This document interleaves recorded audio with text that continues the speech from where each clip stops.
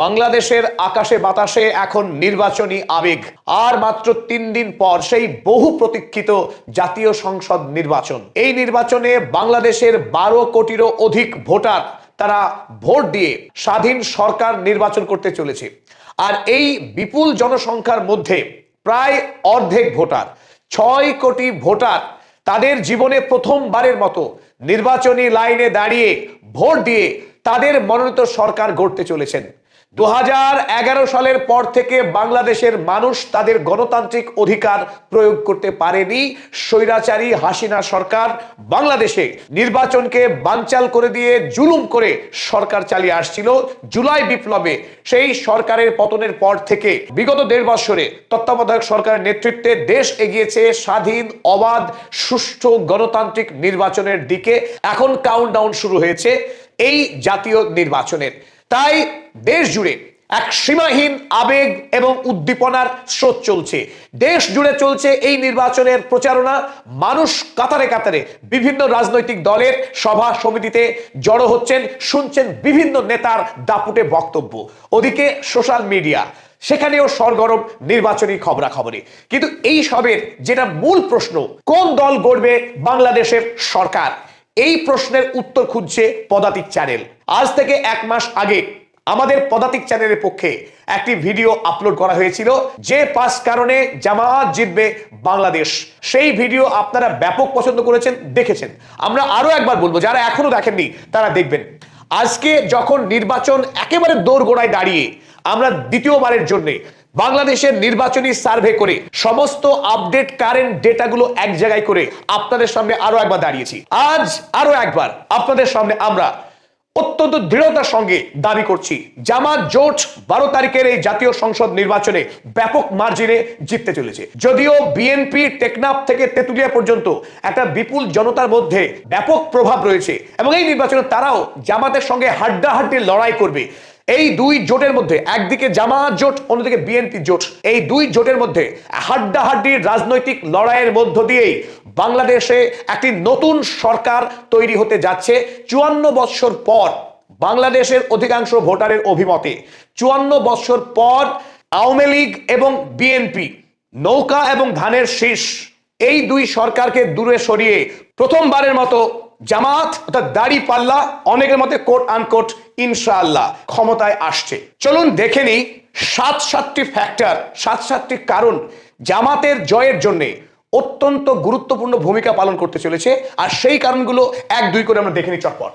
প্রথম 1 নম্বর গুরুত্বপূর্ণ কারণ, যে কারণে জামাত এই নির্বাচনের মানুষের কাছে সবচাইতে জনপ্রিয় হয়ে উঠেছে, তাদের ভরসার জায়গা হয়ে উঠেছে। 1 নম্বর, সুশৃঙ্খল ক্যাডার ভিত্তিক সংগঠন।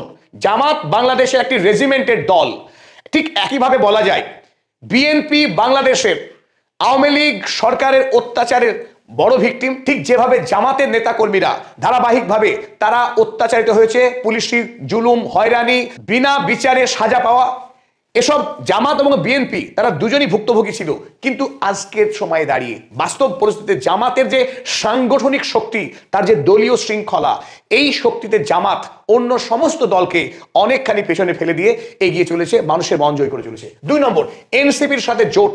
এনসিপি জুলাই বিপ্লবের একেবারে তরতাজা শক্তি। জুলাই বিপ্লবে যারা বিভিন্ন বিশ্ববিদ্যালয়ে সামনের সারিতে দাঁড়িয়ে জুলাই অভ্যুত্থানকে নেতৃত্ব দিয়েছে, সেই তরতাজা ছাত্র যুবরা তারা যখন জামাতের সঙ্গে জোটবদ্ধ হয়েছে, সেটা একটা অনন্য ম্যাজিক বর্তমান বাংলাদেশের এই দলীয় সমীকরণের ক্ষেত্রে অত্যন্ত কার্যকরী ভূমিকা পালন করছে জামাত এবং এনসিপি জোট। নাম্বার 3, তরুণ ও ছাত্র সমাজের ব্যাপক সমর্থন।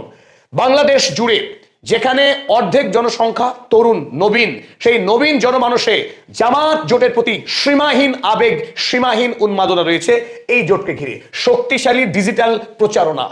যেহেতু অর্ধেক ভোটার তরুণ, তারপরেও যাদের বয়স বর্তমানে 37 বছর পর্যন্ত, সেই তরুণ ভোটাররা যাদের শক্তি সোশ্যাল মিডিয়া, বাংলাদেশে Facebook, YouTube, TikTok, x handle থেকে শুরু করে যতগুলো সোশ্যাল মিডিয়া রয়েছে, সেই সোশ্যাল মিডিয়া এখন শাসন করছে যুব সমাজ, আর সেই যুব সমাজের প্রিয় জামাত জোট। পঞ্চমত, জামাত চাঁদামুক্ত ও দুর্নীতি বিরোধী তার ভাবমূর্তি। জামাত বাংলাদেশ জুড়ে এখন সাধারণ জনমানুষে অত্যন্ত নির্ভরযোগ্য দল, কারণ তারা চাঁদাবাজি এবং দুর্নীতির বিরুদ্ধে তারা যুদ্ধ ঘোষণা করেছে। যেখানে দুর্নীতি, জামাত হাজির হচ্ছে তাকে ধ্বংস করার এক শপথ, পবিত্র শপথ নিয়ে। তারপরে আমরা দেখব ষষ্ঠত, জামাতের আওয়ামী লীগ বিরোধী ভাবমূর্তি। বাংলাদেশে এই মুহূর্তে বিএনপি শক্তিশালী হয়েও তার যে কাটা, মূল যে বাধা, যে তারা আসলে আওয়ামী লীগ দলের নতুন একটা ভার্সন, নতুন প্যাকেট, কিন্তু খাবারটা সেই পুরনো। আওয়ামী লীগ দলের প্রতি বাংলাদেশের সাধারণ জনমানুষের তীব্র ঘৃণা রয়েছে। আর সেই আওয়ামী লীগকেই এখন বিএনপি হাট করে দিয়ে, দরজা খুলে দিয়ে স্বাগত জানাচ্ছে। এখানে কিন্তু মাইলেজ পেয়ে যাচ্ছে জামাত। এবং সপ্তমত এবং সব থেকে গুরুত্বপূর্ণ কারণ, ডক্টর শফিকুর রহমান নিজে, এই মানুষটার নির্মল পবিত্র হাসি, তার প্রত্যয় এবং আগামীর বাংলাদেশকে নিয়ে তার যে স্বপ্ন। সাম্প্রতিক সময়ে 3 দিন আগে জামাতের পক্ষে যে নির্বাচনী ইস্তাহার প্রকাশ করা হয়েছে, একটি স্বাধীন ও মানবিক বাংলাদেশ গড়ে তোলার যে ডাক দেয়া হয়েছে, সেই ডাকে কিন্তু এখন টেকনাফ থেকে তেতুলিয়া কাঁপছে জ্বরে। নতুন বাংলাদেশ, নতুন স্বপ্ন গড়ে তোলার যে আহ্বান ডক্টর শফিকুর রহমান দিয়েছেন, সেই ডাককে, সেই স্বপ্নকে পুঁজি করে বাংলাদেশের মাঠে ঘাটে পুকুরে, গ্রামে গঞ্জে শহরে লক্ষ লক্ষ কোটি কোটি তরুণ নর নারী তারা এগিয়ে চলেছে এক স্বপ্নের পথে, এক নতুন ভবিষ্যতের পথে। চলুন এবার আমরা দেখে নিই সাম্প্রতিক সময়ে যে রাজনৈতিক ট্রেন্ড, বাংলাদেশের বিভিন্ন সংস্থা থেকে সংগ্রহ করা একেবারে নির্ভরযোগ্য কিছু তথ্য, যে তথ্যের আলোকে আমরা বোঝার চেষ্টা করি কেন এবার নির্বাচনে বাংলাদেশে জামাত জোটই কেন জয়ী হতে চলেছে। এবার নির্বাচনে যারা নির্ণায়ক শক্তি, সেই সমস্ত যুব সম্প্রদায় যারা ভোটের উপযোগী বয়স হওয়ার পরেও ভোট দিতে পারেনি, কারণ বাংলাদেশে গণতন্ত্রকে গলা টিপে খুন করা হয়েছিল আওয়ামী লীগের শাসনকালে। সেই সমস্ত যুবক এবার ফুঁসে উঠেছে। তারা নিজের ভোট নিজে দেবে, অবাধ স্বাধীন নির্বাচনে তারা শরিক হবে, ইতিহাস তৈরি করবে। সেই বিপুল যুব সম্প্রদায় এবার নির্বাচনে বাংলাদেশে মোট ভোটারের সংখ্যা 12,77,00,000, আর তার মধ্যে যুবক ভোটার যাদের বয়স 37 বছরের মধ্যে, তাদের সংখ্যা মোটামুটি 6 কোটি। 6 কোটি ভোটার যুবক। এই ভোটারের আনুপাতিক হার হলো 43%। মোট ভোটারের 43% ভোটারই এবার যুবক, যারা কোনোদিনও ভোটাধিকার প্রয়োগ করতে পারেনি। সেই ভোটারদেরকে নিয়ে একটি সার্ভে করেছিল আনকভারিং দ্য পাবলিক পালস এই সংস্থা। দেশ জুড়ে অসংখ্য ভোটারের কাছে গিয়ে নেশন ওয়াইড তারা স্যাম্পল সার্ভে করেছে। সেই সার্ভেতে জানা গেছে জামাতকে ভোট দিতে চেয়েছে তাদের মধ্যে 37.4% যুবক। তারা সরাসরি জানিয়েছে এবার নির্বাচনে তারা ভোট দিচ্ছে জামাতকে। আর 17% যুবক তারা মতামত জানিয়েছে এনসিপির পক্ষে। তাই 17 এবং এই 37.4, যেহেতু এনসিপি এবং জামাত তারা একই শিবিরে আছে, একই কোয়ালিশনে, তাদের মোট এখন এই যুবক সম্প্রদায়ের মধ্যে 54.4% যুবক তারা মতামত দিয়েছে এই জামাত জোটের পক্ষে। অন্যদিকে বিএনপি জোট, তারা 27% ভোট পেতে পারে এই যুবক সম্প্রদায়ের কাছ থেকে। এই 27% যুবক তারা জানিয়েছে এবার নির্বাচনে প্রথম পছন্দ তাদের জন্য বিএনপি। আর এখানে সব রহস্যের উন্মোচন হয়ে যায়। যেখানে বিএনপি জোট 27%, তখন জামাত এবং এনসিপি, এই গোটা জোটে যখন 10টি দল রয়েছে, তার মধ্যে প্রধান দুটি দল জামাত এবং এনসিপি, তারা দুজনে মিলেই 54.4% ভোট পেয়ে যাচ্ছে যুব সম্প্রদায়ের কাছ থেকে। এখানেই ইঙ্গিতটা খুব স্পষ্ট হয়ে যাচ্ছে। যুব সম্প্রদায় যখন প্রায় অর্ধাংশ, সেই অর্ধাংশ যুব সম্প্রদায়ের মধ্যে অর্ধেকেরও বেশি ভোট যদি জামাত শিবিরে চলে যায়, জামাত যে এই নির্বাচনে যুব শক্তির উপরে ভর করে জয়ী হবে এ কথা বলার অপেক্ষা রাখে না। চলুন এবার আমরা পরে পেজে যাই। আর যুব সম্প্রদায় যে জামাতের সঙ্গে আছে এটা কোনো কল্পনা নয়। আনকভারিং পাবলিক পালস তারা কোনো বানানো গল্প বলেনি, এটা সহজ প্রমাণ আমরা আগেই পেয়েছি। বাংলাদেশের বিভিন্ন নির্বাচনে ছাত্র শিবির ব্যাপক মার্জিনে তারা জয়যুক্ত হয়েছিল।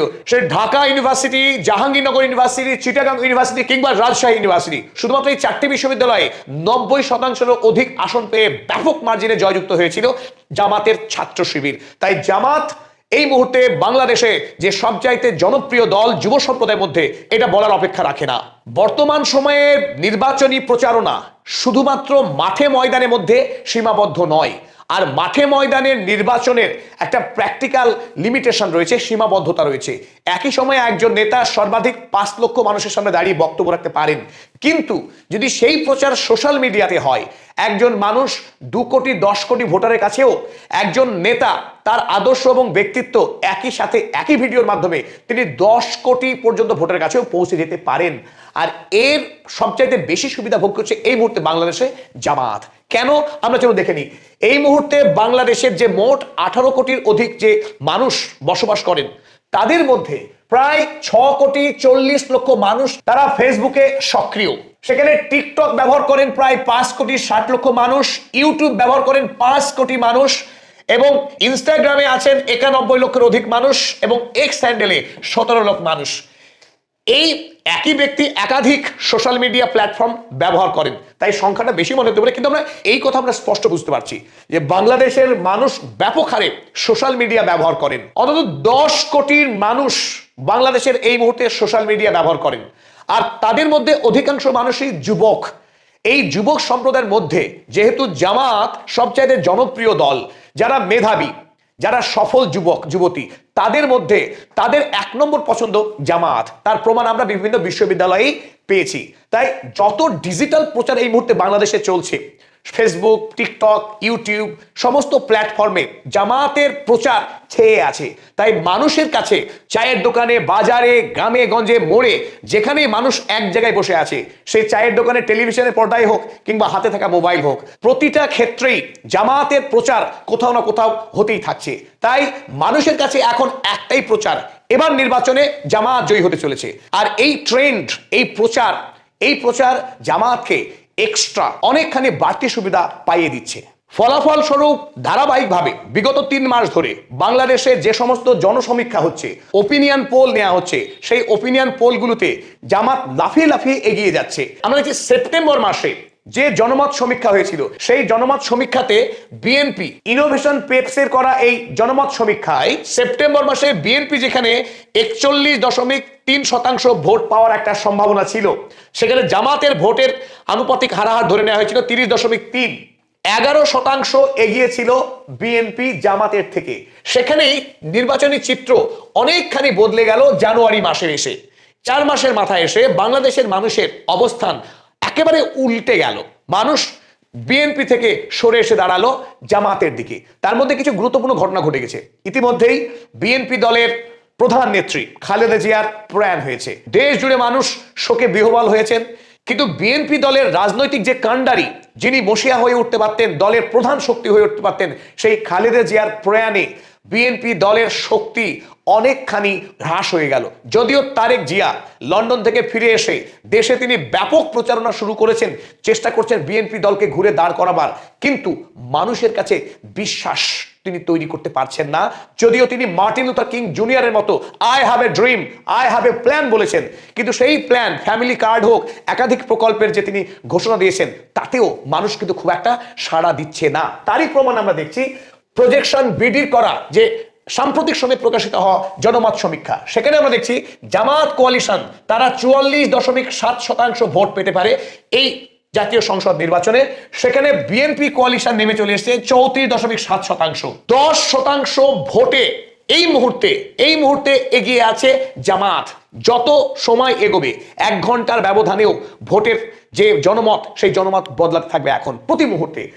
আনডিসাইডেড 70%, 17% মানুষ তারা যখন এই প্রজেকশন বিডি তারা জনমত সমীক্ষা চালাচ্ছিল, 17% মানুষ তারা তাদের রাজনৈতিক আনুগত্য প্রকাশ করেনি। তারা বলেছে তারা জানাতে পারছে না এই মুহূর্তে কোন দলকে তারা ভোট দিতে যাচ্ছে।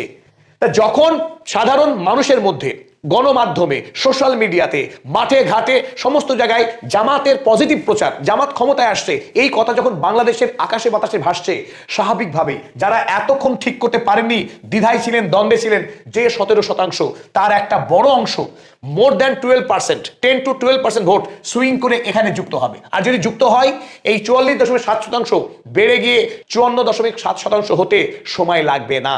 তাই এই জনমত সমীক্ষা স্পষ্ট ইঙ্গিত দিচ্ছে ডক্টর শফিকুর রহমানের দিকে, জামাত কোয়ালিশনের দিকে। জামাতের পক্ষে দাবিকে আরো শক্তিশালী করছে বাংলাদেশের বর্তমান আর্থসামাজিক, বাংলাদেশের বর্তমান যে সোশ্যাল ক্রাইসিস গুলো, সামাজিক সংকটগুলো রয়েছে। আনকভারিং পাবলিক পালস তারা বাংলাদেশের জনগণের কাছে গিয়ে আরো একটি সমীক্ষা চালিয়েছিল, যে সমীক্ষাতে তাদের প্রশ্ন ছিল বাংলাদেশের এই নির্বাচনে বাংলাদেশের প্রধান সমস্যা কি, কোন সমস্যাকে তারা 1 নম্বর সমস্যা বলে চিহ্নিত করছে। বাংলাদেশের 67% মানুষ তারা জানিয়েছে বাংলাদেশের প্রধান সমস্যা করাপশন, অর্থাৎ দুর্নীতি। সরকারি ক্ষেত্রে বিভিন্ন অফিসে আদালতে বিনা ঘুষে কোনো কাজ মানুষ করাতে পারে না। সরকারি অফিসগুলো ঘুঘুর বাসায় পরিণত হয়েছে। মানুষ সরকারি পরিষেবা পেতে গিয়ে হয়রানির শিকার হচ্ছে প্রতি পদে পদে। তাই তারা চায় বাংলাদেশ দুর্নীতি মুক্ত হোক। ৬৭% মানুষ জোরদার দাবি করেছিলেন। অপরদিকে আরো একটি সমীক্ষা নেওয়া হয়েছিল, সেখানে জানতে চাওয়া হয়েছিল বাংলাদেশে ধর্মের ক্ষেত্রে স্বাধীনতা বা ধর্মীয় আচার আচরণের পালনের ক্ষেত্রে তারা কতখানি গুরুত্ব আরোপ করছে। ৩৫% মানুষ তারা জানিয়েছে তারা আগামী দিনে বাংলাদেশে ধর্মীয় স্বাধীনতা চায়। বাংলাদেশের মানুষ একটি ধর্মপ্রাণ জাতি হিসেবে আগামী দিনে তারা বাঁচতে চায়। এবং চাঁদাবাজি এই মুহূর্তে বাংলাদেশের নির্বাচনী প্রচারগুলিতে একটি কথা সবচাইতে বেশি ঘুরছে। যতগুলো কথা এই মুহূর্তে বাংলাদেশে রাজনৈতিক নেতা স্লোগান দিচ্ছেন, মঞ্চে প্রচার করছেন, বক্তব্য রাখছেন, চাঁদাবাজি। খুব কমন কথা, চাঁদাবাজি। চাঁদাবাজির বিরুদ্ধে এই চাকু হাতে ব্যবসায়ীদেরকে ভয় দেখানো, সাধারণ মানুষকে ভয় দেখানো, ঘাটে মাঠে হাটে নদীতে প্রতি জায়গায় বাংলাদেশে বিএনপি দলীয় নেতাদের বিরুদ্ধে এই মুহূর্তে সীমাহীন অভিযোগ রয়েছে, ঝুড়ি ঝুড়ি অভিযোগ রয়েছে যে বিএনপি দলের একেবারে নিচু তলার কর্মী থেকে শুরু করে উঁচু তলার প্রবীণ নেতা পর্যন্ত তারা এই অসৎ রোজগারে অন্যায়ভাবে জুলুম করে মানুষের কাছ থেকে টাকা শোষণ করে। আর তাই এই চাঁদাবাজিকে শেষ করতে বাংলাদেশের মানুষ এবার রুখে দাঁড়িয়েছে। তারা চাইছে জামাতকে জয়যুক্ত করার মধ্য দিয়ে সৎ চরিত্রবান নেতাদেরকে রাষ্ট্রনায়ক করবে, যাতে বাংলাদেশ এই সমস্ত অন্যায়ের হাত থেকে বাঁচতে পারে।